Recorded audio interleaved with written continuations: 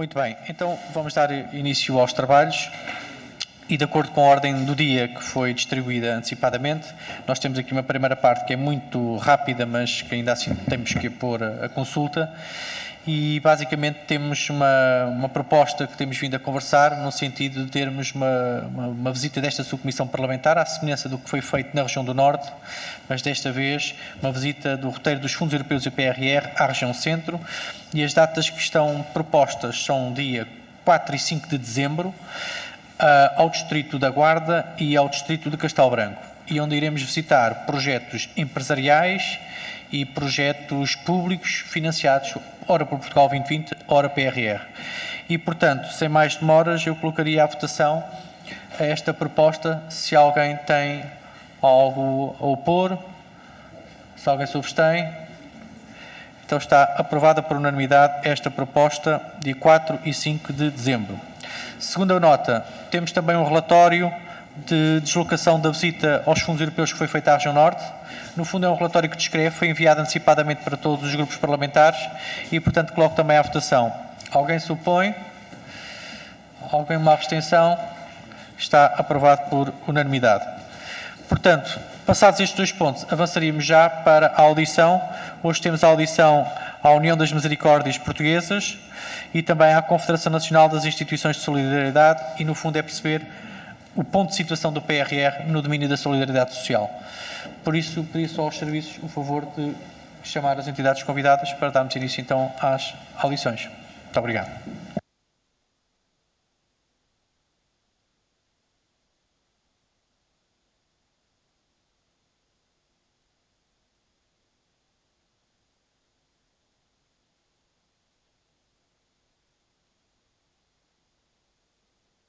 Da parte da União das Misericórdias vai estar o Presidente, o Dr. Manuel de Lemos, e o Tesoureiro, o Dr. José Rabassa. E da parte da Confederação Nacional, o Presidente Lino Maia, o Dr. Eleutério Alves e o Dr. Agorete Moreira. Portanto, são os representantes que vamos ter connosco.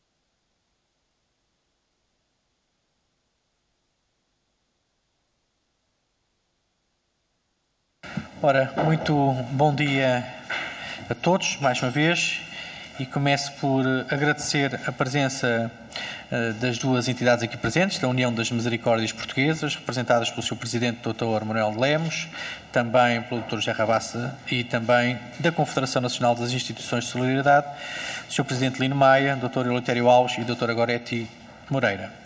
Dizer-vos que esta subcomissão para o acompanhamento dos fundos europeus e do PRR foi uma comissão criada no contexto do Parlamento, pela primeira vez na história do Parlamento, em que visa precisamente acompanhar a execução dos fundos.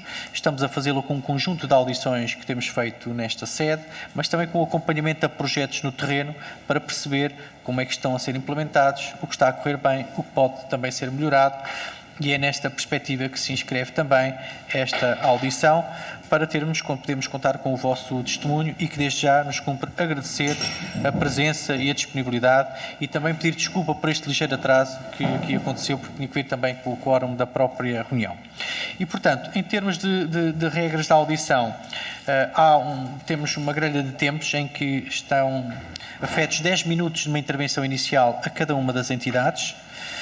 E depois temos uma ronda em que cada grupo parlamentar dispõe de um tempo, que depois direi, no caso a primeira intervenção é o PSD, a fazer a primeira intervenção e depois cada entidade, o PSD vai dispor de 7 minutos e cada entidade dispõe de 3 minutos e meio para responder ao grupo parlamentar do PSD e do mesmo modo aos restantes grupos parlamentares que estejam presentes. Muito bem, sem mais demoras, eu passaria agora a palavra à União das Misericórdias Portuguesas. O Sr. Presidente, Dr. Manuel de Lemos, tem a palavra. Muito obrigado. Muito obrigado. Eu, em primeiro lugar, queria agradecer o convite da Comissão e agradecer vivamente, porque é algo que a Unidade de Missão nunca fez do PRR, foi ouvir-nos. E, portanto, temos aqui já um motivo maior para lhes agradecer. Eu ia, uma vez que a audição é sobre o PRR e sobre os fundos, eu ia falar sobre o PRR, porque depois os fundos, penso que estamos mais na lógica de 2030 e pode ser uma consequência do que ficar de fora nestes fundos. O PRR foi algo que nós vimos com muito agrado, na sequência nós tínhamos sofrido muito com o Covid, percebemos algumas debilidades que tínhamos e que, ou melhor,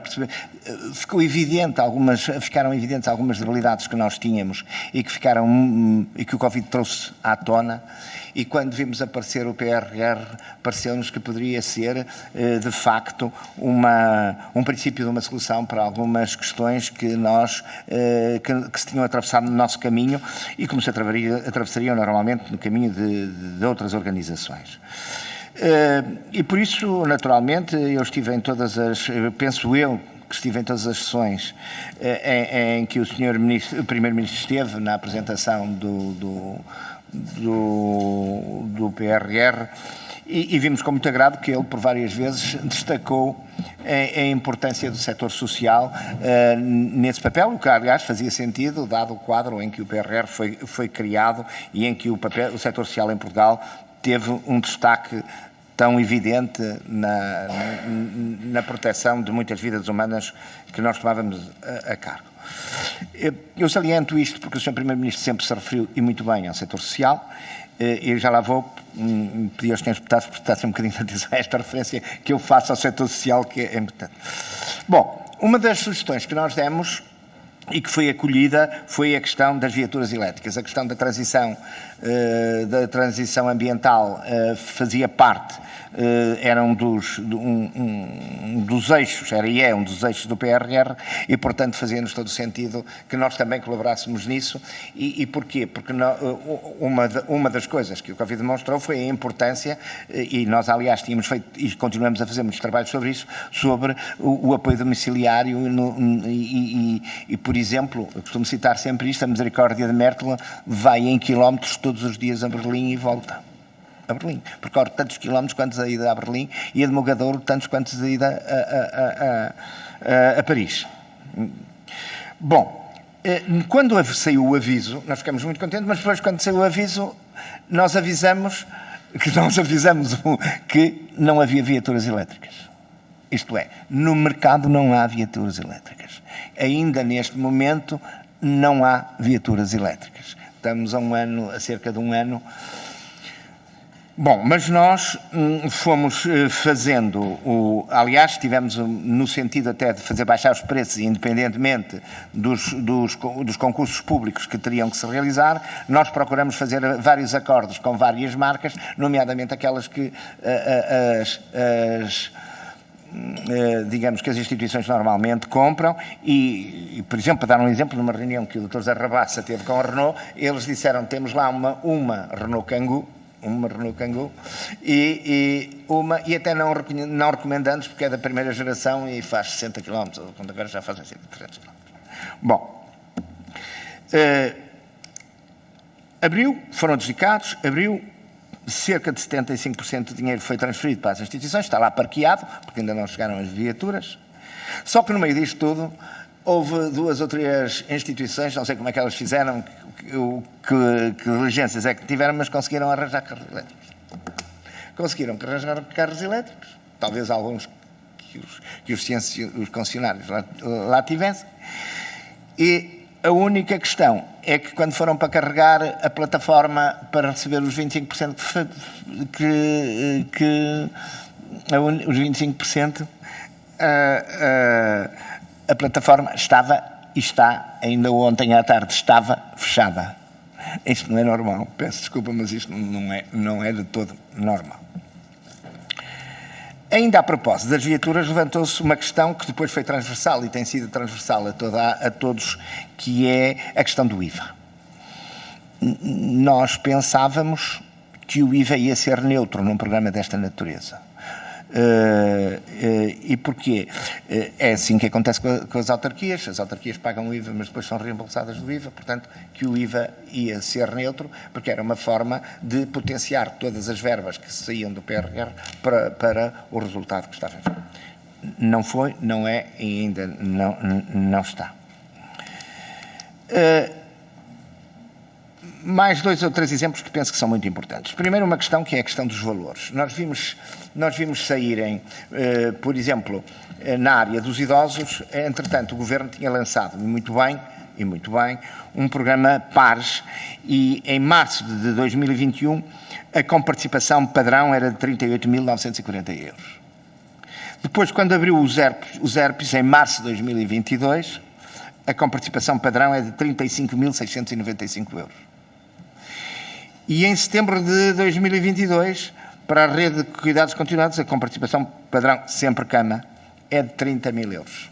Isto é, e no caso da rede de cuidados continuados, é duplamente grave. Primeiro porque a rede de cuidados continuados, pela sua especificidade, é mais complexa, não é? É preciso o chamado gás hospitalar, tem mais equipamento médico. E depois é uma rede pública, porque é o Estado que põe lá as pessoas, é o Estado que diz quantas pessoas que lá estão, é a rede que dá alta, digamos, nós limitamos a construir e a fazer. É uma rede pública. E viemos de 38 mil para 940, eu enquanto estava ali um bocadinho à espera, valeu a pena eu liguei a uma empresa com quem trabalhamos na área da fiscalização, nem sequer é uma construtora, e perguntei quanto é que sairia o preço cama a preços 12, e o que foi dito foi 55 mil euros mais IVA.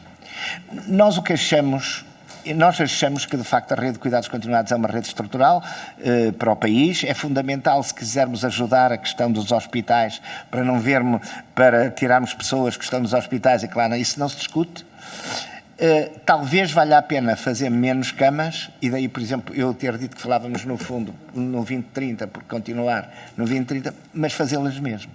Porque se formos abrir a um custo padrão os concursos, eu até já tive ocasião uma vez de dizer isso.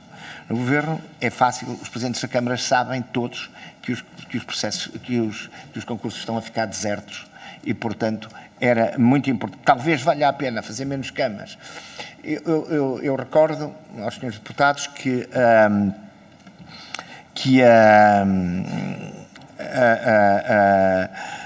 a rede de cuidados continuados, quando foi iniciada em 2006, previa em 2016 15 mil camas. Estamos em 2022, temos cerca de 9 mil camas. E porquê é que temos só 9 mil camas? Primeiro porque o preço que o Estado paga é desadequado, mas também porque não houve nenhum input à construção e, como digo, estamos a falar de uma rede pública. Finalmente, e para terminar, e dizendo que os fundos deviam olhar para isto, para o que não for possível fazer no PRR, se olhar para o 2030 e se perceber que o que falta é o que vale a pena investir no 2030, nesta área, para além de outras coisas, insistir mais eu ia dar um exemplo que não deixo, que é a questão, quando uma das sugestões que fizemos, e que de certa maneira foi acolhida, foi a requalificação dos lares. Nós temos lares muito bons, eu diria a partir de 2005, 2006, mas lá para trás temos uma rede que precisa de ser requalificada. Mudou, sobretudo porque passaram muitos anos, mas também mudou o perfil do idoso que nós lá temos. Ora, essa requalificação traz sempre diminuição de quartos, porque na altura os quartos nem todos tinham casa de banho, etc. Pronto. O Governo entendeu, e nós até aceitamos isso, que essa requalificação devia ser acompanhada por um aumento do número de camas. Tudo bem, em relação a isso. E também entendeu, e nós também achamos bem, que estes avisos incidissem, sobretudo, sobre as regiões mais densamente povoadas e onde a carência é maior. Isso fazia-nos sentido. Estávamos a falar de Porto, Lisboa e do Algarve. Em Lisboa e no Algarve, ainda por cima, com um problema acrescido, que nós também percebemos, é que, estando Lisboa e o Algarve em opting out e não sendo o PRR de opting out, fazia sentido porque era uma grande oportunidade para investir. E pronto. Tudo isto estávamos de acordo. Agora vamos ao exemplo. Depois como é que isto... Portanto, com o Governo não houve problema, vamos agora ao funcionamento do PRR. E vou-vos dar o exemplo da Albufeira. A Albufeira, o lar é no quadro da cidade. Quer dizer, uma requalificação traz menos quartos, não traz aumento. Mas lá os arquitetos, e havia lá um logrador, a senhora provedora sempre conseguiu aumentar em 30% o número de quartos. Pontuação pelo PRR, 0. Porquê? Porque a pontuação ou era de 50% e então tinha 20 pontos, ou não era de 50%, fosse 49,9, tinha 0%. Isto mostra, tudo isto, eu podia dar muitos mais exemplos, não os quero amassar e cumprir o meu tempo, mas isto mostra que, digamos, a unidade de missão esteve muito aliada da realidade no terreno. Da realidade no terreno. E nós temos pena por isso, porque estamos a perder uma oportunidade. Ouvimos dizer que este dinheiro tem prazos para se cumprir. Tememos que com os concursos desertos, eu diria que, por exemplo, a um valor de 30 mil camas, só há duas maneiras de cumprir isto. Ou uma misericórdia que seja muitíssimo abastada e tenha muitas... Ou então uma direção que não seja totalmente irresponsável e se meta a contrair empréstimos no banco que vai matar a sua... Acabei. Muito bem, muito obrigado, Sr. Presidente. Depois teremos a oportunidade, nas restantes intervenções, de poder o Sr. Presidente depois complementar com outras informações. Muito obrigado pelos esclarecimentos e pela exposição inicial que fez. Passaria agora a palavra ao Sr. Presidente Lino Maia, da Confederação Nacional das Instituições de Solidariedade. Muito obrigado, Sr. Presidente. Muito obrigado. Quero saudar a todos e todas. Obrigado. Muito obrigado, desculpa. Eu não vou repetir aquilo que o Sr. Manuel Lemos já disse, subscrevo tudo, mas começaria exatamente por algum desencanto desde o início em relação ao PRR. Percebemos que havia um desconhecimento de base do que é o setor e parece-me que, de facto, não foi convenientemente analisado e respeitado, de facto, em todo o programa. E por isso temo, mas não só pelo setor, mas temo que o PRR, e desculpem a expressão que vou usar, seja muita parra e pouca uva, que haja muito dinheiro e não vai ser aplicado, e sobretudo onde deveria ser aplicado. Quanto à mobilidade verde, nós aliás logo no primeiro dia em que foi apresentado para o setor aquilo que seria o PRR, e percebo o Sr. Primeiro-Ministro, que aliás subscreve aquilo que foi dito pelo Sr. Manuel Lemos, mostrou sempre um grande conhecimento e vontade de contemplar o setor social solidário. No próprio dia, aliás, em que foi apresentado, eu disse-lhe que podia contar com o setor, porque se Portugal foi o primeiro a apresentar uma candidatura, um programa ao PRR, também estaria na primeira linha de cumprimento do PRR. E logo nesse dia trabalhamos no sentido da mobilidade verde. Não há carros, os preços estão a aumentar. Temo que, de facto, as instituições estão a receber o dinheiro, uma parte do dinheiro para adquirir a viatura, vão ter que devolver porque não há resposta, e há necessidade. Depois também quanto a equipamentos, requalificação, há aqui também desencanto, até porque muitas instituições tinham candidatado ao PARS, foi dito que não se podia contemplar tudo, podiam então transitar para o PRR, mas o PRR sofre de alguns defeitos de concepção. É a questão que já foi sublinhada, da questão do preço, aumento contínuo de preços e, portanto, não há empreiteiros que estejam interessados em concorrer com aquela base de licitação e, portanto, vão muitas candidaturas ser desprezadas, por isso mesmo. É uma burocracia excessiva e, portanto, há uma grande perda de tempo e as instituições não têm condições para cumprir todas essas exigências burocráticas. E depois também há aqui um outro defeito que penso que é importante, que é o privilegiar zonas de grande densidade populacional, quando este setor está em todo o país e privilegia até as zonas com baixa densidade populacional, porque são também as zonas mais pobres. E, portanto, vai haver aqui um flop. Depois, havia um anúncio de uma geração nova de SAD, que todos nós concordamos da importância dessa geração de SAD, mas está tudo parado e não sabemos como. Já foi dito sobre a questão de cuidados continuados e integrados, mas eu gostava, até para não completar o tempo, gostava ainda de sublinhar dois aspectos. Porque não havia um conhecimento suficiente deste setor e, apetecemos quase dizer, nenhum respeito suficiente para este setor, que privilegia os mais carenciados e por vezes, e tem custos excessivos. Excessivos não são necessários, mas não tem correspondência financeira para os custos que tem. Devia haver duas linhas especiais, que era para a eficiência energética, no fundo está incluído no global, no total, e era de facto importante haver uma linha para a eficiência energética e assim como também para a transição digital. Não interessa estar a distribuir, a dar equipamentos individuais a pessoas se não há todo um esforço de transição digital nas instituições.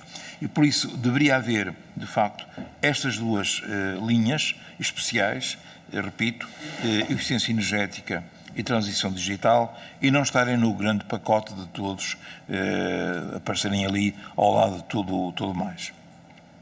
E penso que acabei por, em poucas palavras, dizer, não quis repetir aquilo que foi dito pelo Sr. Dr. Manuel Lemos, mas penso que de facto são estas coisas. Eu temo muito sinceramente, e estamos a meio do tempo de execução do PRR, que não possamos cumprir aquilo que é necessário e necessário mesmo, porque de facto há aqui defeitos de fabrico e de acompanhamento. Muito obrigado, Sr. Presidente. Também, não só pelo ter sido tão conciso e também aqui dentro do tempo muito dentro do tempo que estava disponível. Teremos agora uma ronda e onde depois poderá complementar também com mais esclarecimentos. Portanto, agora, nos termos da nossa grelha, tem a palavra agora o grupo parlamentar do PSD, o Sr. Deputado António Topa, que dispõe de 7 minutos, Sr. Deputado. Muito obrigado. Muito obrigado, Sr. Presidente. Começava naturalmente por agradecer a presença das duas instituições e cumprimentar a União das Misericórdias na pessoa do Dr. Manuel Lemos e o CNIS na pessoa do Padre Lino Maia e naturalmente cumprimentar os restantes colegas. Julgo que esta audição é muito interessante. Como disse o Dr. Manuel Lemos logo a abrir, ouvir é importante para, de facto, as coisas serem consequentes e, portanto, há aqui um conjunto de dificuldades que é muito importante que cheguem aqui e que nós, de seguida, demos continuidade para melhorarmos as questões. Primeira questão é um comentário. Parece haver uma certa desilusão por parte da União das Misericórdias e por parte da CNIS. digamos, até que, pelo que eu percebi, essa desilusão prendia-se sobretudo com a cobertura do financiamento, prendia-se também com a dificuldade burocrática e prendia-se com um terceiro aspecto, que é o tempo e a dificuldade de execução. E relativamente a isso, olhando para o relatório de monitorização do PRR, digamos, eu diria que o ponto da situação é, para as instituições de economia solidária e social, há 675 milhões de euros, supostamente estão 250 milhões de euros aprovados e foram aprovadas 2.328 candidaturas. Isto significa que são cerca de 100 mil euros por candidatura aprovada portanto, eu pergunto se nos conseguem dar uma ideia de que tipos de candidaturas são aprovadas, porque quando falamos, por exemplo, de unidades de cuidados continuados, de grandes obras, não são os 100 mil euros que permitem essas grandes obras, deduzo que grande parte desta aprovação seja para medidas mais pequenas de eficiência energética. Se pensarmos que nas 1.500, sensivelmente, candidaturas que faltam, temos 500 milhões de euros, provavelmente aí estaremos a pensar nas grandes obras de reabilitação, na expansão das unidades de saúde e, portanto, pergunto se, digamos, se estou a pensar bem, a deduzir bem e se, digamos, se isto acontecer, alguma dessa desilusão não passará, porque, efetivamente, digamos, quase 2/3 do financiamento ainda está por aprovar. Portanto, isto era a primeira pergunta e pretendia com isto perceber se podemos corrigir ainda alguma coisa à mão do PRR. A segunda pergunta é uma pergunta que está diretamente relacionada com dificuldades que me têm relatado algumas instituições de solidariedade social e misericórdias e gostava de colher a vossa opinião. Uma delas é a seguinte: algumas misericórdias dizem-me que para avançarem com a candidatura têm que ter o projeto de execução terminado e, digamos, o número redondo para um projeto de execução bem feito é 5% do valor da obra e, portanto, para muitas instituições isto significa um grande investimento que não teriam se não houvesse financiamento. Isto é verdade ou não? Mas, por outro lado, o projeto bem feito demora tempo e, sendo nesta fase, sendo no 2030, se não vê nisto como uma vantagem para a seguir poder fazer as coisas sem fazer o projeto em cima do joelho. Portanto, primeiro aspecto, isto é uma dificuldade ou não e não consideram, de alguma forma, que isto é um investimento que vale a pena, na medida em que o investimento a que se propõe é meritório e, portanto, estão a preparar-se para o futuro. Isto é uma primeira questão. A outra questão que me têm relatado algumas instituições, e gostava de ouvir a vossa opinião, é a seguinte. Dizem-me também que, de alguma forma, não foram privilegiadas as instituições que pretendiam a expansão de camas e, portanto, que essas foram prejudicadas. E, de alguma forma, no concurso tinham menos pontuação e, portanto, de alguma forma, ficaram de fora. Pergunto se isto se confirma, do vosso ponto de vista, e se faz sentido ou não, porque, no fundo, uma instituição que já tem um número de camas, a sua expansão para o número que consideram um número 8, ótimo, que julgo serem 47 camas, digamos, permite otimizar os custos das instituições que já estão em funcionamento e, de alguma forma, são instituições com experiência. Não sei se têm uma opinião quanto a isto ou não. O terceiro aspecto tem a ver ainda com esta questão do PRR e a parte da obra física. Três questões, ou seja, todos nós sabemos que hoje em dia há falta de empreiteiros. Sabendo nós que o PRR tem que estar terminado até ao final de 2026 e, portanto, isto é um tempo curto, não será, de facto, mais sensato apontar isto e pensar num 2030 bem direcionado, porque senão corríamos o sério risco de não conseguirmos terminar estas questões. E esse é um aspecto. O outro aspecto é, digamos, parte da eficiência energética, se não deve ser repensado também e incentivado na reabilitação das infraestruturas. Ou seja, a reabilitação das infraestruturas tem a ver, por um lado, com conforto, comodidade, mas também tem, outro lado, a ver com questões de eficiência energética e novas valências que grande parte dos edifícios antigamente, estamos a falar de telecomunicações, estamos a falar de conforto acústico e, portanto, em que medida o 2030 e, de alguma forma, o PRR pode acautelar estas questões aqui. E, finalmente, para terminar, até porque estou no fim do meu tempo, a pergunta que vos faço é: o que é que ainda podíamos fazer, se é que podemos, para corrigir esse desapontamento geral que sinto de vossa parte relativamente ao PRR? Muito obrigado, Sr. Deputado, pela exposição e também pelo cumprimento do tempo. Disponho agora de 3 minutos e meio cada uma das entidades, portanto, seguindo a mesma ordem, passaria a palavra ao Sr. Dr. Manuel Lemos, por favor. Bom, eu vou tentar ser muito telegráfico. Primeiro, não é verdade, eu já que não permitam o alargamento. O alargamento até em muitos casos é uma condição, Sr. Deputado, e agradeço a sua questão. Portanto,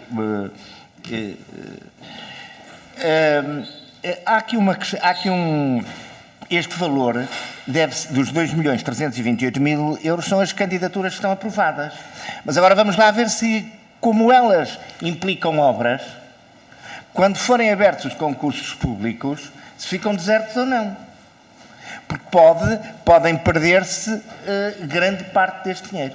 Por outro lado, eu acho, honestamente, porque não fiz essa conta, que os 100.000 euros vêm porque, como fez-se aqui, digamos, meteram-se aqui o preço das viaturas. E como as viaturas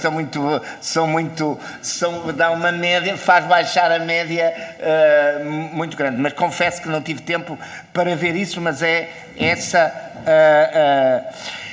Eu acho que fazer o projeto é sempre bom, está feito. Se houver oportunidade de depois passar para o 2030, não veria. Como também percebo que, por uma razão de tempo, o Governo tenha dito, e os ministros disseram-nos isso, e nós achamos que era razoável, que quanto maior fosse a maturidade do projeto, mais probabilidades tinha de ser aprovado.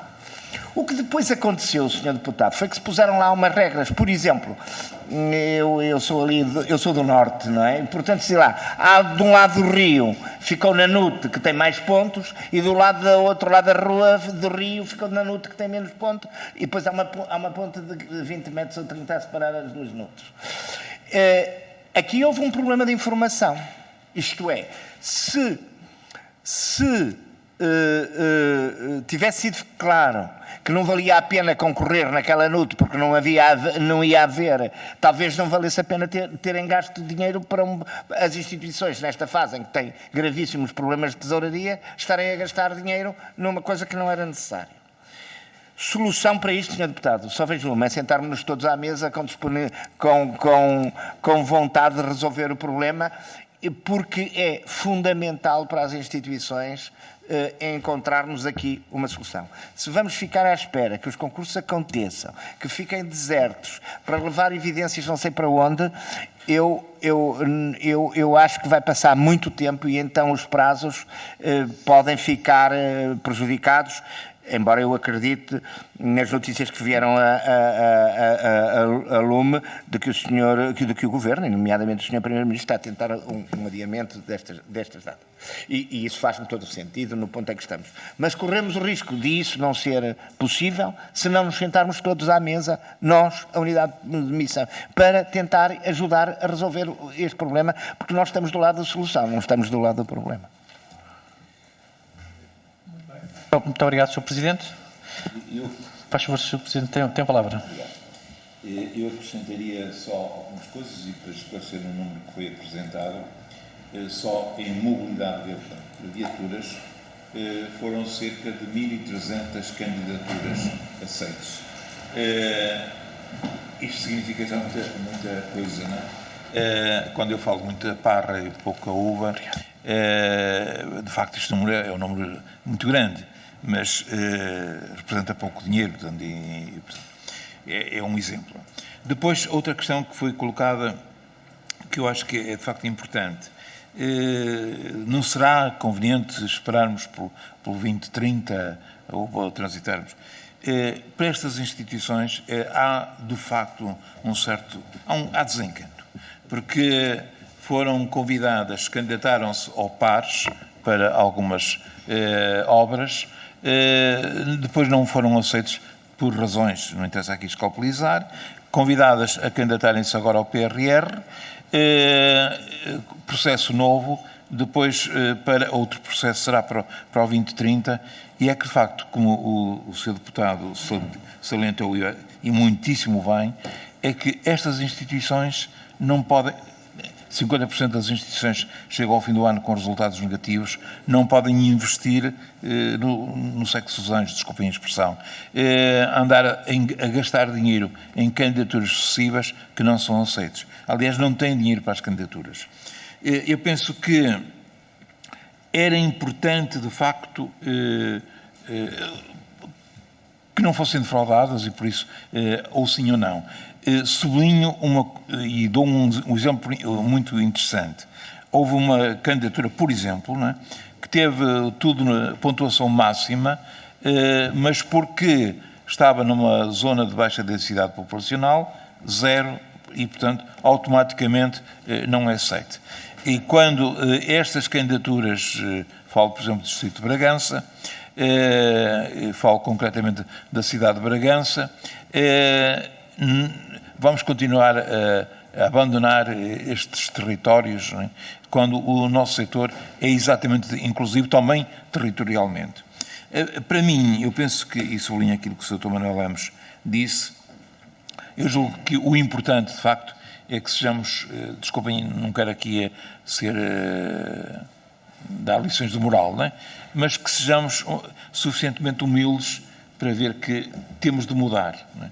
E, portanto, sentarmos-nos à mesa e algo tem de mudar, até para cumprirmos, de facto, 2026 é já amanhã e, portanto, penso que é preciso fazer alguma coisa. Desculpem. Muito obrigado, Sr. Presidente. Também cumprimos aqui o tempo. Vou passar então agora ao Grupo Parlamentar do Partido Socialista e para que terão 2 intervenções, e a primeira será assegurada pela Sra. Deputada Fátima Pinto, a quem dou a palavra, Sra. Deputada. Muito obrigada, Sr. Presidente. Cumprimento o Sr. Presidente, Sras. e Srs. Deputados. Queria, antes de mais, saudar a União das Misericórdias Portuguesas e a Confederação Nacional das Instituições de Solidariedade, na pessoa dos seus presidentes e representantes aqui hoje presentes, agradecendo a vossa disponibilidade e toda a informação prestada, assim como louvar e reconhecer o importante papel das IPSS como um pilar incontornável do setor social na sociedade portuguesa. Posto isto, começo por lembrar os relevantes programas que se encontram em execução no que diz respeito ao setor social. Por um lado, o PRR, já aqui tanto falado, com uma linha destinada às respostas sociais, nomeadamente com o objetivo de reforçar, qualificar e inovar as respostas dirigidas às crianças, às pessoas idosas, às pessoas com deficiência ou incapacidade e também às famílias, tendo em vista importantes metas como a promoção da natalidade, do envelhecimento ativo e saudável, da inclusão e promoção da autonomia e da conciliação entre a atividade profissional e a vida pessoal e familiar, assim como também reforçar a coesão social e territorial e a promoção de uma intervenção integrada em comunidades favorecidas com vista ao combate à pobreza. Com linhas tão diversas que vão desde a eficiência energética de edifícios, já aqui também falada, tão fundamental nos dias de hoje em que atravessamos uma crise energética, assim como o reforço e renovação do parque automóvel com viaturas elétricas, até, por exemplo, ao desenvolvimento de uma nova geração do apoio domiciliário. Sabemos, através dos relatórios de monitorização do PRR, que dos 690 milhões de euros de dotação nos avisos para instituições da economia solidária e social, se encontram aprovadas 2.377 candidaturas, fazendo um total de apoios aprovados de 260 milhões de euros. Por outro lado, a terceira geração do Programa de Alargamento da Rede de Equipamentos Sociais, vulgarmente conhecido por PAS, criado em 2020 como forma de responder à pandemia, tendo como grande prioridade requalificar, alargar e inovar a rede de equipamentos sociais, designadamente na criação de novos lugares em vertentes como creches, no reforço dos serviços de apoio domiciliário, dos centros de dia, no aumento do número de lugares em estruturas residenciais para idosos para situação de maior dependência e na integração de pessoas com deficiência através do incremento na rede de respostas residenciais e de centros de atividade ocupacionais, que era claramente uma resposta deficitária no país, com falta de capacidade para suprir as necessidades das pessoas com deficiência, e claramente o PAS foi e está a ser uma grande mais-valia para o apoio destes investimentos tão fundamentais. O PAS 3.0 tem 371 candidaturas aprovadas para 658 respostas sociais, abrangendo 22.365 lugares intervencionados, a que corresponde a um investimento global superior a 393 milhões de euros, dos quais mais de 243 milhões de euros de investimento público.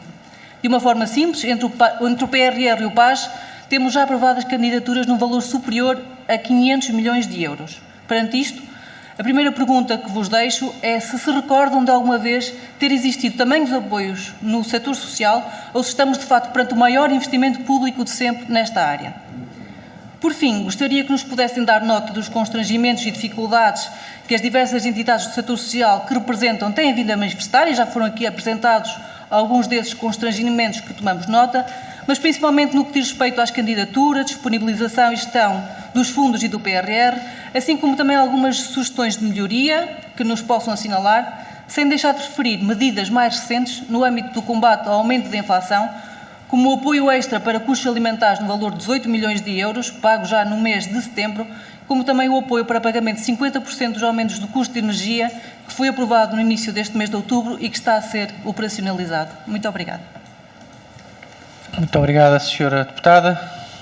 A Sra. Deputada Rosa Venâncio tem a palavra. Muito obrigada, Sr. Presidente, a qual cumprimento.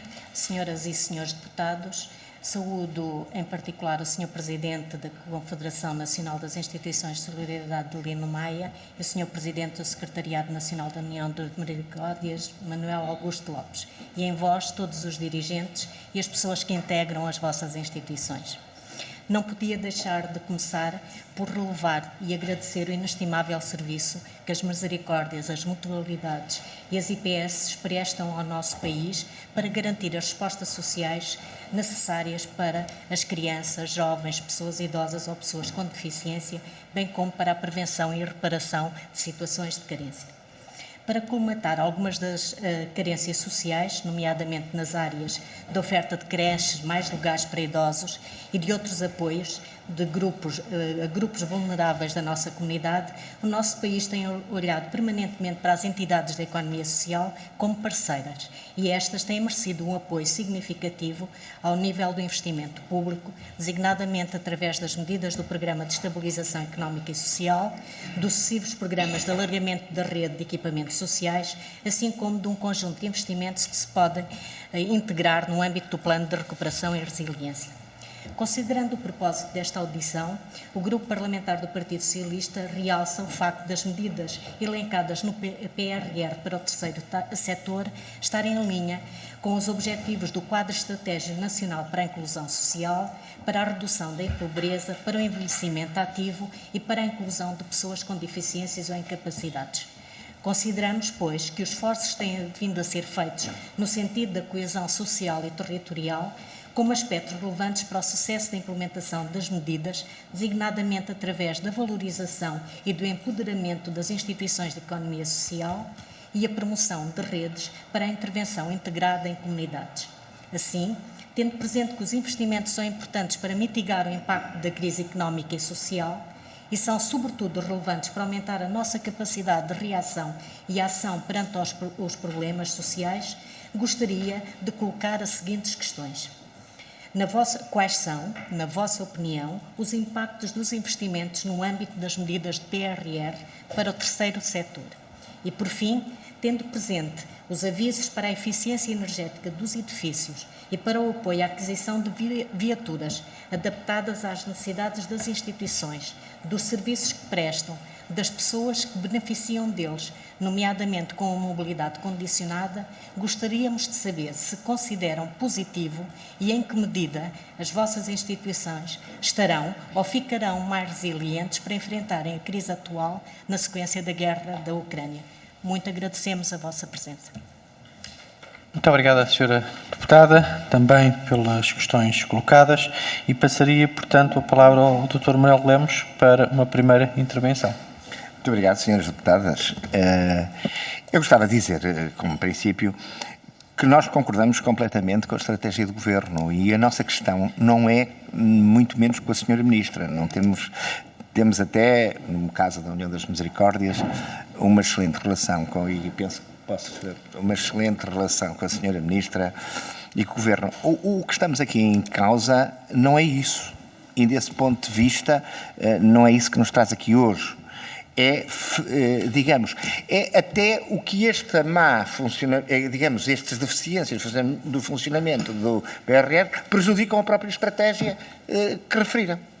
E é sobre isso, portanto, são esses constrangimentos que nós estamos a referir. São muito positivas as medidas? Claro que são. Claro que são. Podemos dizer, mas isso é sempre da vida, queríamos mais, mas é da vida. O problema é que, por exemplo, 260 milhões de euros aprovados. Vamos ver, uma vez feitos os concursos, quantas é que são as instituições que conseguem. Vamos supor que é uma cama de lar que custará, digamos, à volta de 45 mil euros. Ou 40 mil euros. O que foi aprovado corresponde a 60% disso. A instituição terá capacidade financeira para ir buscar à banca os outros 40%. É aqui que nós pomos a questão, repare. Não é na medida. Não é na medida. E, portanto, o que nos preocupa a nós é a execução do PRR. Não são tanto as medidas do PRR. Eu estava aqui a fugir a esta, mas tenho que dizer, senão morro. É assim. O Dr. Lino Maia já referiu várias vezes, nas duas intervenções, que fez algum desconhecimento da situação da unidade de missão. Não é da senhora Ministra, é da unidade de missão. Sabem como é que se chamava o aviso para a rede de cuidados continuados? Quem eram os beneficiários? Era o setor privado e o setor privado não lucrativo. Nós não somos o setor privado não lucrativo, nós somos o setor social. E repare, isto até é uma desconsideração para a própria Assembleia da República, que aprovou por unanimidade uma lei da economia social. Quer dizer, é isso. Não teria sido fácil terem uma conversa connosco e a gente dizer, tirem de lá isso. É um erro de alguém que não sabia. Mas, portanto, digamos, e isto cria ou não cria uma má disposição em quem vê aquilo? Claro que cria. Já os valores são baixos, não seria possível dizer assim, olha, para estes valores, que são os valores que os senhores disseram, com qual nós estamos, os conselhos A, B, C, D, E, F, não entram porque nós entendemos que não entram. E a nossa discussão podia ser sobre essa. Porque é que este não entra? Porque é que aquele não entra? As misericórdias, as ípices deste Conselho não têm capacidade. Às vezes é só passar a ponte. Não fazia mais sentido para termos melhor custo-benefício, termos uma conversa. Nós estamos no terreno, nós conhecemos isso. E, portanto, era disso que quando eu disse que a solução é sentar-nos à mesa, é mesmo sentar-nos à mesa. Muito obrigado, Sr. Presidente. Sr. Presidente Lino Maia, tem a palavra, por favor. Pouco mais vou dizer, mas não estamos a pôr minimamente em causa todo o esforço do Governo, da Sra. Ministra, e, portanto, digo do Estado, em dotar este setor de condições, sobretudo físicas, para a sua ação. Agora, nós viemos falar um bocado do PRR. Contávamos, de facto, com algo muito diferente. Não? Era um pouco isto. Agora, todas aquelas medidas que apontou, nós subscrevemos-las, são muito importantes e eu quero aqui, sobretudo, destacar algo que, para mim, é histórico e muitíssimo importante. É aquilo que se fez, nomeadamente, para a gratuitidade de creche. Eu considero das medidas mais importantes, diria, pelo menos, esta década ainda vai no princípio, não é? Mas desde 2020 para cá, eu desde 2010 para cá considero das medidas mais importantes. Sobretudo porque, escusado de repetir porquê, ou dizer porquê, mas considero as medidas mais importantes. Agora, nós partimos de um princípio também que é muito importante, é que o Estado tem obrigações de proteção social. É uma obrigação do Estado a proteção social. Claro que contrata com as instituições para executarem a proteção social, mas tem que dotar as instituições de meios para que executem a proteção social. Como quando encomendam uma autoestrada a um empreiteiro, pagam ao empreiteiro para fazer a autoestrada. É isto que é importante. Quando nós estamos aqui a falar, como foi falado, a maioria, e então aquelas instituições que a CNIS representa, também há misericórdias associadas da CNIS, mas eu considero da União das Misericórdias, são instituições de aldeia pequenas, que de facto não têm mesmo meios, não têm meios para investir nas candidaturas, não têm recursos, quando falo de recursos, e depois não têm de facto possibilidades e se tivessem, não aconselharia de recorrer à banca para ultrapassar a tal diferença que há entre o financiamento e o custo, não têm possibilidades. Agora, considero que os avisos, e há muita resposta, aliás foi aqui já citado, há muitas candidaturas, elas surgem espontaneamente, mesmo assim surgem, não é?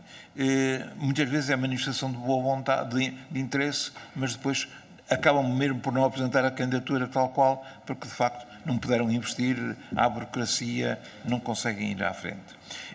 Portanto, aquilo que era importante era que aquilo que disse o Sr. Dr. Manuel Lemos, eu subscrevo totalmente. Para mim é irrelevante termos já candidaturas aprovadas no valor de 260 milhões, porque desses 260 milhões, muito provavelmente, nem metade vai ser aplicado, porque de facto não há possibilidades. Era isto que eu gostava. Agora, não há qualquer problema, e quero sublinhar, e estamos dois de acordo, ainda há momentos. A nossa relação com a Sra. Ministra é ótima, com o Sr. Primeiro-Ministro é ótima também, não vou dizer excelente para não pensar que é melhor com outro, mas agora o que nós queremos mais, queremos algo diferente, não é mais, é algo diferente. Muito bem, muito obrigado, Sr. Presidente. Temos, portanto, a primeira ronda encerrada e eu pergunto se haverá inscrições para uma segunda ronda. Tenho aqui a inscrição do Sr. Deputado Jorge Mendes, do PSD, do Sr. Deputado Jorge Botelho e o Sr. Deputado Dora Brandão. Portanto, são 2 minutos que cada senhora e senhor deputado dispõe e depois, no final, teremos então a réplica. Começa então pelo Grupo Parlamentar do PSD. O Sr. Deputado Jorge Mendes tem a palavra. Muito obrigado, Sr. Presidente. Queria cumprimentar a União das Misericórdias e a CNIS, na pessoa do Sr. Dr. Manuel Lemos e o Padre Lino Maia, e também partilhar, tal como os outros colegas, digamos que o grande trabalho que as vossas instituições têm feito em Portugal, em prol das famílias portuguesas, quer nos vários domínios da infância, à maioridade e inclusive à deficiência também, que temos que aqui devemos referir. Ó, senhores, nós tivemos um pares, se a memória não me atraiçoa, que foi em 2007, 2009, depois tivemos quantos anos à espera de um pares? Tivemos quase mais de uma década. Não sei para dizer, veio o pares, veio um pares. Claro que depois tivemos a Troika, depois tivemos a seguir os problemas que novos governos, mas o que é facto é que nós tivemos à espera, salvo erro, quase 15 anos para o novo pares. E sempre a promessa é que vinha aí o pares. Mas veio o pares 2 e o pares 3 e realmente ele veio. Entretanto, tivemos o PT 2020, que ainda se arranjou, cada município, cerca de 200 mil euros, pelo menos a região norte, e tivemos que escolher uma IPSS, ou duas, para situações de emergência. Foi o que se arranjou. E de repente vem o pares, e há as candidaturas, algumas foram aprovadas, outras não, e assim o que é que disseram às entidades? Quem não foi, quem não viu a candidatura aprovada, vai já para o PRR. Mas os requisitos de uma candidatura e da outra não são exatamente os mesmos. Nem para a aprovação e muito menos na execução do projeto final. E o que é que estão agora a dizer? Com o PRR isso está complicado, vocês preparem-se já para o PT 2030. Eu acho que isto é que é o grande erro. Aliás, eu defendo há muitos anos, que eu fui Presidente de Câmara de Valença, como outros colegas aí que foram autarcas, que existisse um programa, tinha aqui o Orçamento de Estado, depois podia ser reforçado com fundos europeus e não só, mas anual ou bianual, concreto, para apoiar investimentos das IPSS, em geral, e das União das Misericórdias. Ano a ano, ou 2 em 2 anos, com alguns milhões, tinha que vir do Orçamento de Estado, depois de outros, reforçado por outras verbas, para que houvesse investimento contínuo e sistemático deste setor. Que só é possível com o apoio do Estado e da União Europeia, porque fundos próprios não é possível, porque a exploração, como os senhores sabem muito bem, o que nós conhecemos, está sempre no limbo, aquilo é zero ou negativa, portanto não há possibilidade de comportar investimentos avultados. Mas também há uma outra situação que me preocupa, eu também já sou Presidente, que é porque é que nos contratos de programas que os senhores estabelecem com os governos não existem cláusulas de atualização automática? Quando aumentam os preços dos combustíveis, porque é que não aumentam também o valor do contrato da dotação? Ou o salário mínimo? Andamos sempre todos os anos aqui a pôr à massa para tentar, em certas negociações, alterar os valores. E, portanto, essas questões que deixava em cima da mesa e, sobretudo, o que é que nós, enquanto deputados, podemos fazer já, esta semana e na próxima, para contornar alguns desses problemas que vocês sentem em concreto. Muito obrigado. Muito obrigado, Sr. Deputado. Muito obrigado, Sr. Deputado Jorge Mendes. Sr. Deputada Dora Brandão, tem a palavra, dispõe também de 2 minutos, com igual tolerância. Bom dia. Bom dia aos senhores representantes da CNIS da União das Misericórdias, caros deputados. Não tinha intenção de intervir, mas as intervenções dos representantes das instituições levaram-me a 2 questões concretas que gostaria de pôr. É uma área para nós muito cara e, portanto, para todos nós em termos de setor social, todos nós em termos de família, temos e teremos, desde as creches até ao final de vida, passando pelas pessoas portadoras de deficiência, alguém, em termos familiares, que passa por aqui e, portanto, é-nos cara a nós todos, sem dúvida nenhuma, e queria deixar aqui esta nota, em termos de responsabilidade nossa também, de ouvir e de estar atentos a estas questões no concreto. Eu ouvi com muita atenção todas as questões que levantaram relativamente às dificuldades burocráticas das candidaturas, das dificuldades que há na possibilidade logo de poder candidatar ou não. E nesta questão em concreto eu gostaria que expusessem mais o que seria possível melhorar, o que é que efetivamente nesta questão burocrática impede logo ou põe de parte grande parte das instituições nestas questões. Gostaria que pusessem em concreto se fosse possível. E uma outra questão em termos gerais, daquilo que eu vi em termos de PRR, estas iniciativas traria a possibilidade também do aparecimento de candidaturas a novas valências, que não as tradicionais.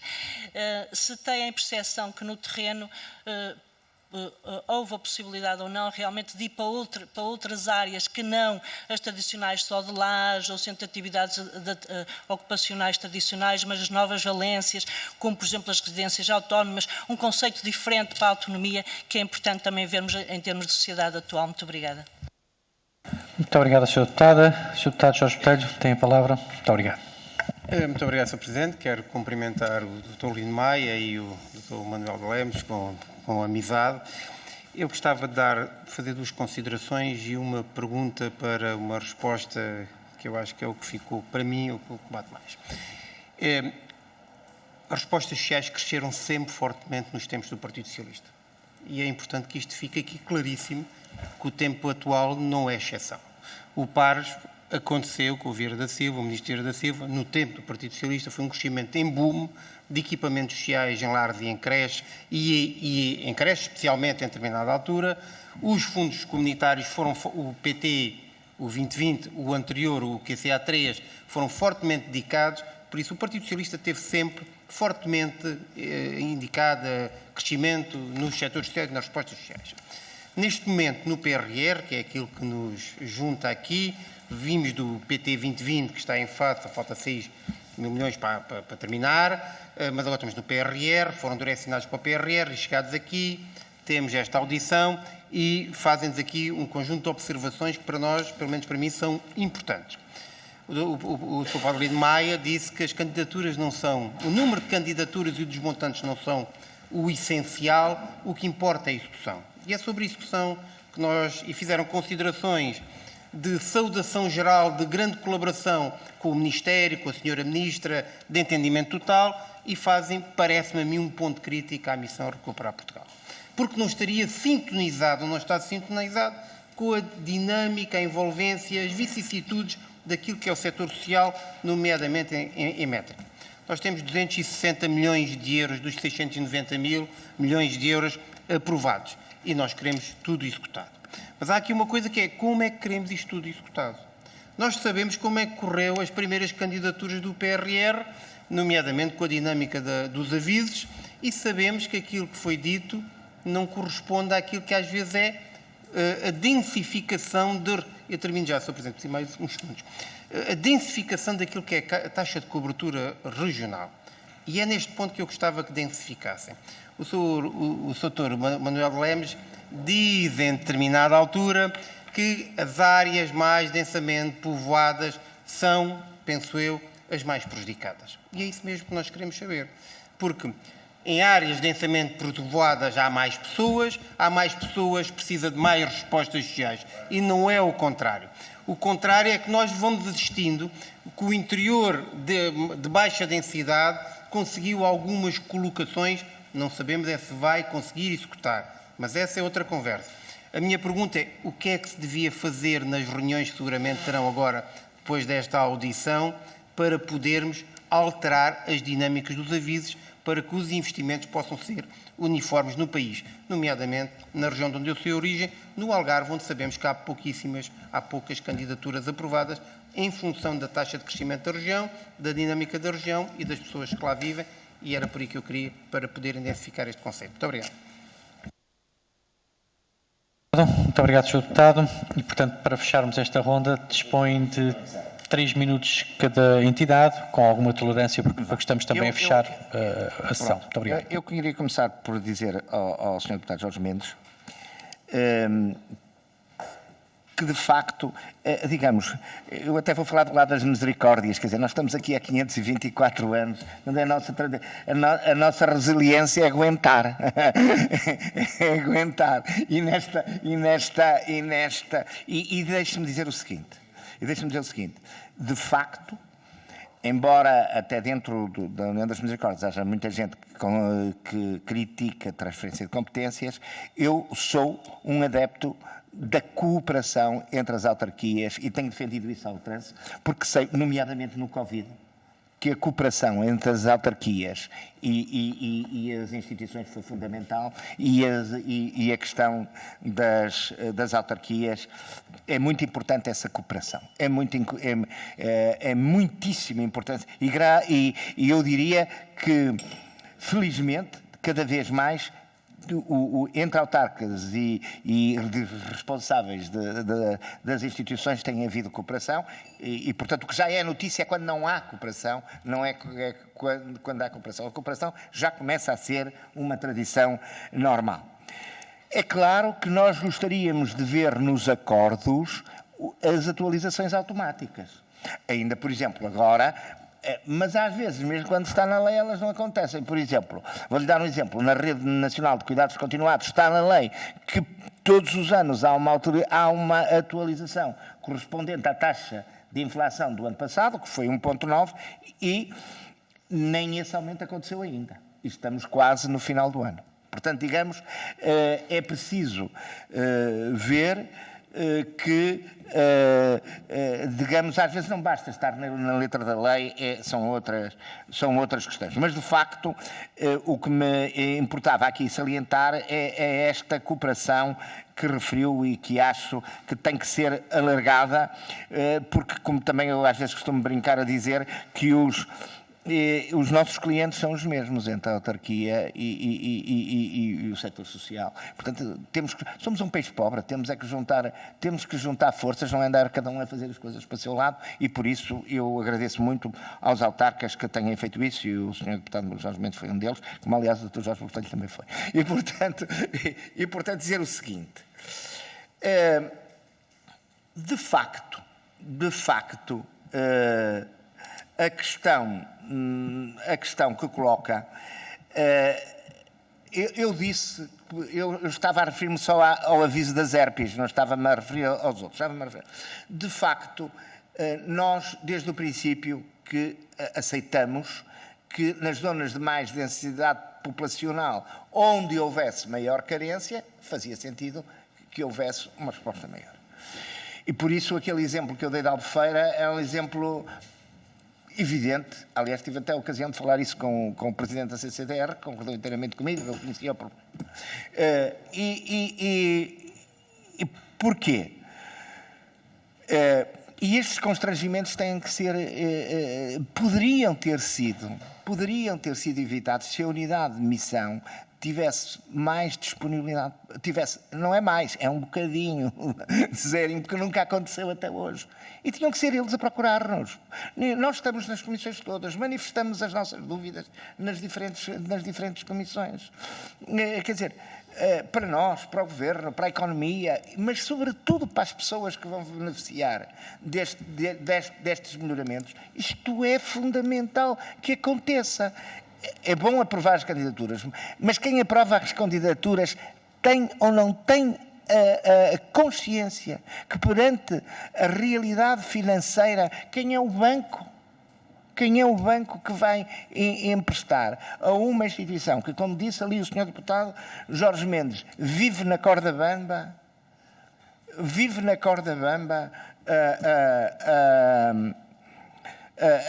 que vai emprestar, e quem é o responsável que se vai atravessar porque vai durante muitos anos aquela instituição não vai poder fazer mais nada. Dr. Jorge Botelho, não vai. E portanto, faz-me sentido que haja esse. Eu já tive a ocasião de dizer a várias pessoas que mais vale haver menos camas de cuidados continuados, e para isso serve o 2030. Mas então vamos agora, se 30 mil euros é manifestamente pouco, vamos subir para 40 ou 50. Vamos permitir que isso aconteça. Porque temos 9 mil camas. Se no fim disto ficamos não com 14 mil, mas com 12 mil, já viu o que é que isso representa este inverno, ou no próximo, agora este inverno já não é possível por causa das obras, mas no próximo inverno, para os hospitais drenarem, para não acontecerem mais situações. Aquela famosa senhora de Albufeira, ela nunca devia ter ido para um lar. Nunca devia ter ido para um lado, devia ter ido para uma unidade de cuidados continuados, porque ela tinha-lhe amputado um pé, ela tinha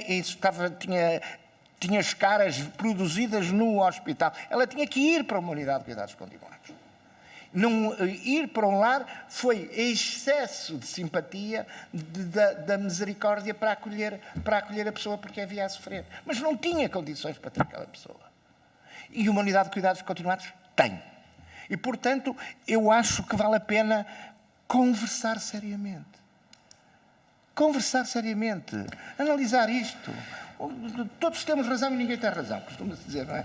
E, portanto, eu acho que há à volta disto, com humildade, no sentido que todos queremos o melhor para as pessoas, de que, não é, no nosso ponto de vista, é olhar transversalmente para isto e o que é que podemos fazer podemos mesmo fazer no PRR e o que podemos mesmo e o que não fazer. Meter então no 2030 em continuação. Porque, de facto, o Dr. Lino Maia tem razão.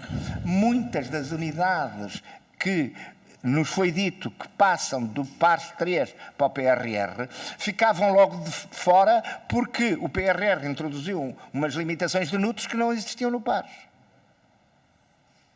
Muito bem. Muito obrigado, Sr. Presidente. Sr. Presidente, tem a palavra. Eu não vou acrescentar muito mais. Quero sublinhar algumas coisas que já foram ditas. É evidente que sublinho a necessidade de uma melhor articulação entre instituições de solidariedade e autarquias. Estamos, como disse o Sr. Manuel Lemos, no mesmo campo de ação para os mesmos destinatários que são as pessoas. E aqui sublinho que algo que poderia acontecer, e uma vez que estamos a falar de PRR e de candidaturas, era que todas as autarquias tivessem uma espécie de via verde para a apreciação de projetos, para despachar depressa projetos. era de facto muito importante a Via Verde. E às vezes não acontece, e portanto daí a morosidade e daí candidaturas que não seguem. Quero sublinhar que se fala numa Via Verde com nas autarquias, devia falar em vias entre os vários departamentos do Estado, em vias. O que é que eu quero dizer com isto? É que às vezes parece que se pede um documento num departamento do Estado, vai ter que se pedir o mesmo documento a outro departamento do Estado, quando está lá tudo. Não havia necessidade, de facto, desta multiplicação de esforços e repetição de pedidos. E, portanto, via entre os vários departamentos de Estado e portanto, vias portanto, com as autarquias vias verdes. Quero sublinhar, e isso ou duas coisas só mais. Claro que houve um período longo em que não houve, de facto, pares e candidaturas. Há uma justificação para isso. Nós sabemos que estivemos com uma troika entre nós e, aliás, aqui quero sublinhar, compreendem a minha isenção naquilo que vou dizer.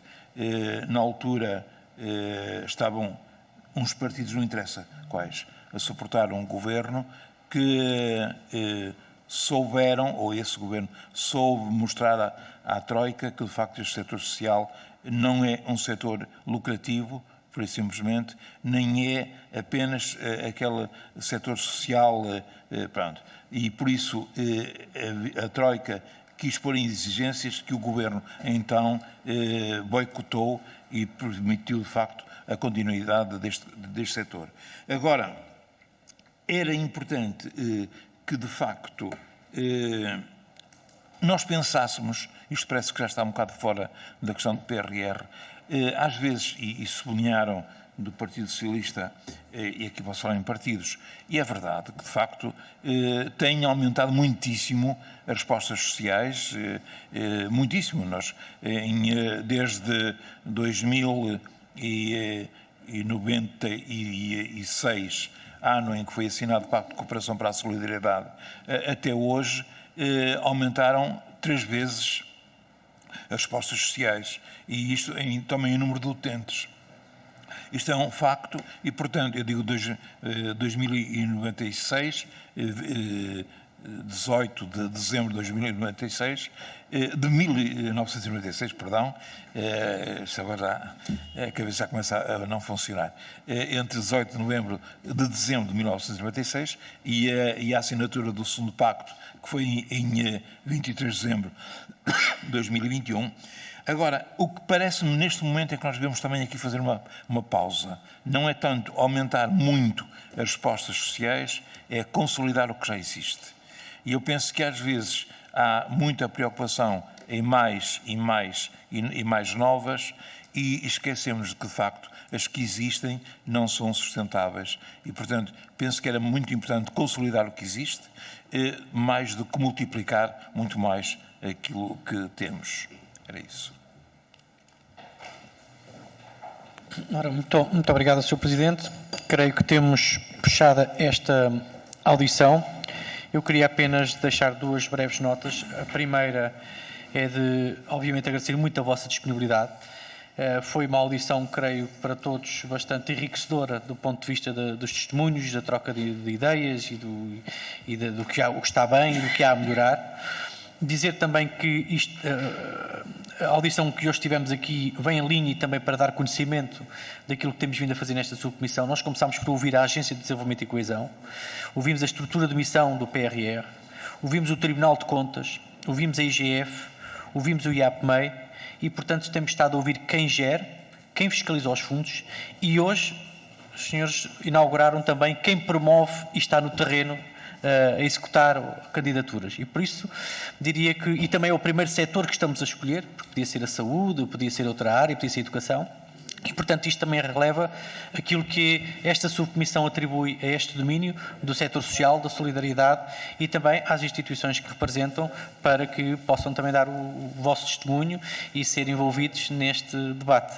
Por isso, uma vez mais, contem connosco a disponibilidade total de toda a subcomissão para aquilo que precisarem, para apresentarem, enfim, aquilo que achem que poderá ser útil. Muito obrigado, Sr. Presidente. Muito obrigado. Muito obrigado a todos.